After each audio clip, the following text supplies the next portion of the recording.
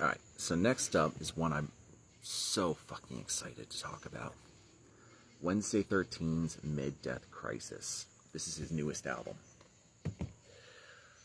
If you've never listened to Wednesday 13, please go fix that. It's an easy problem to fix. Just go on YouTube. Look up I Walked with a Zombie. Look up Murder Dolls. Look up anything from him. You can't go wrong. Wednesday is fucking awesome.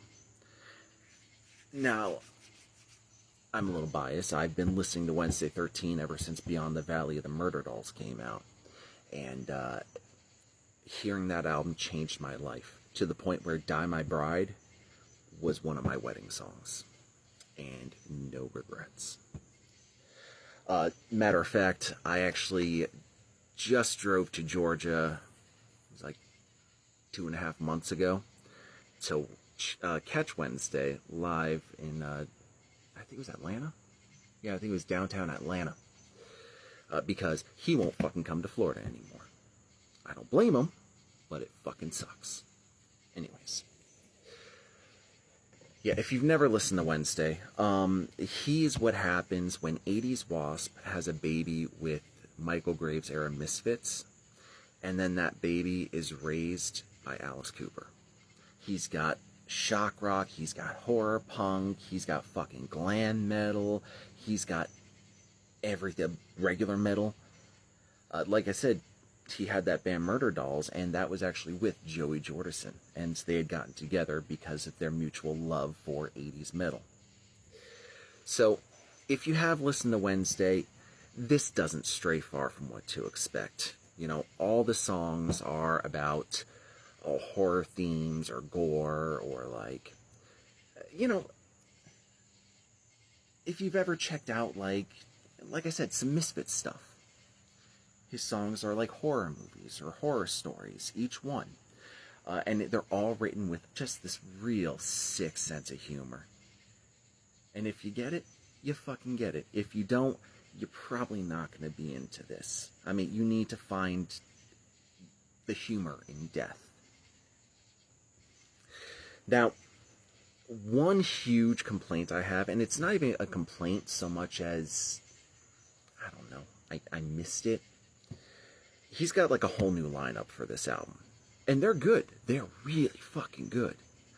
But if you've listened to anything that he's put out from Calling All Corpses on, he had this guitarist named Roman who had the coolest fucking guitar tone. Like he would just, his solos were like really weird, almost like alien sounds. Whereas the guitarist he's got now, again, he's really good, but he's kind of like your basic lead guitarist. Still, if your complaint is your lead guitarist just sounds too much like a lead guitarist and not a crazy fucking alien, you know, it's still not a bad complaint.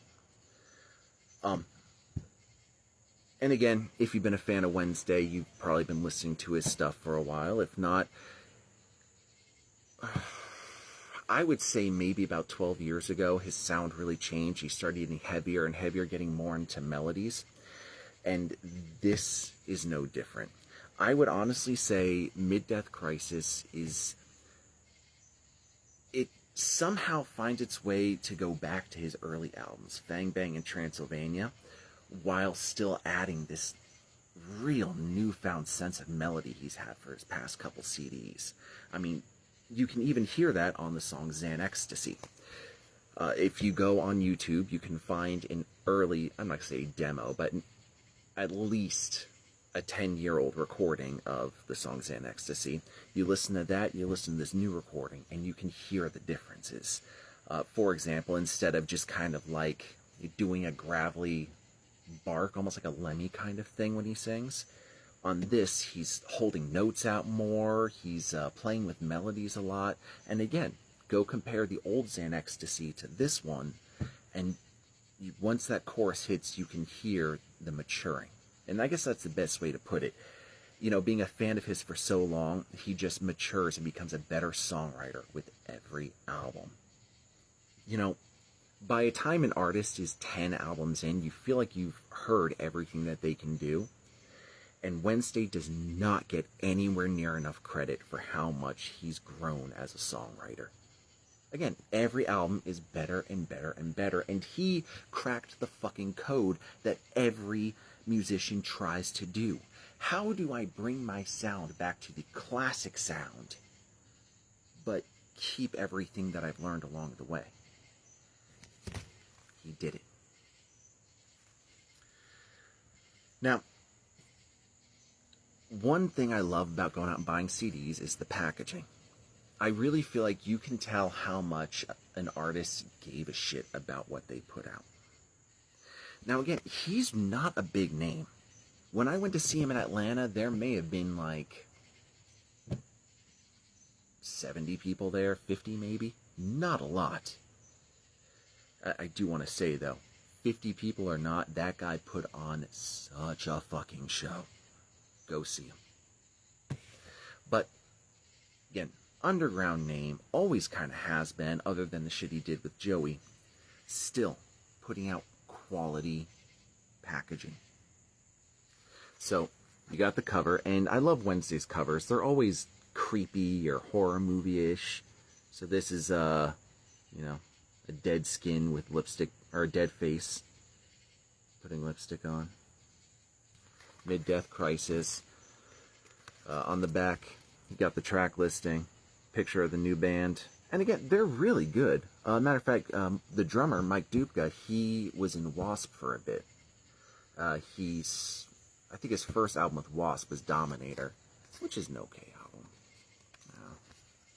Blackie's kind of lost something since he went all religious.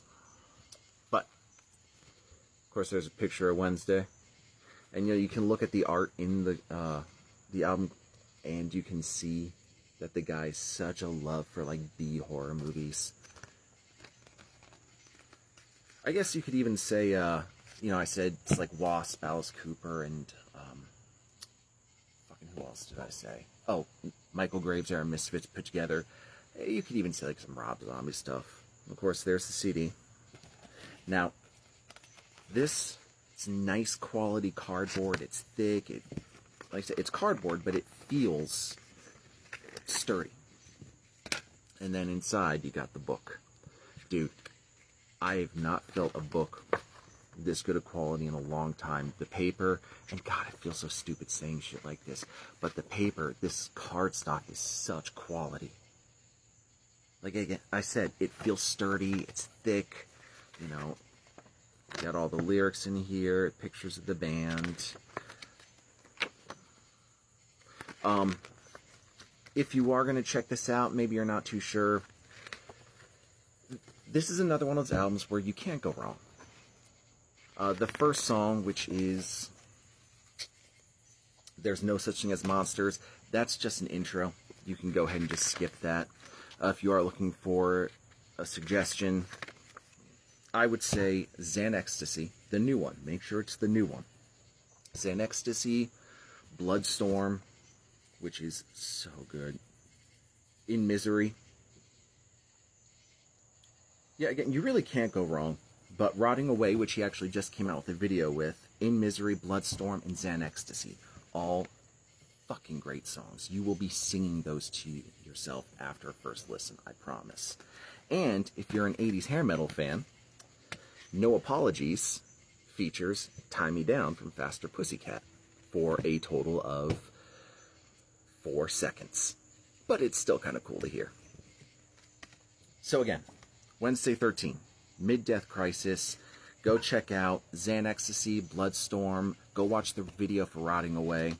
I promise, if you're a horror punk fan, if you're a metal fan, if you love 80s glam, you will fucking love this album. And go check them out. I think they're touring England right now with Lords of the Lost and Birthday Massacre. So, again, I'm going to close this as I always do. Keep music alive. Go buy CDs. Music has always been the perfect form of protest. Now is the time to protest. Let's give musicians their voice. Let's remind these artists this is what you're here for. This is what you're supposed to do. Tell the world what the common man is thinking. Go buy CDs. Go see shows. Keep this shit alive, guys. We need music. Right now, more than any other time, we need uncensored music.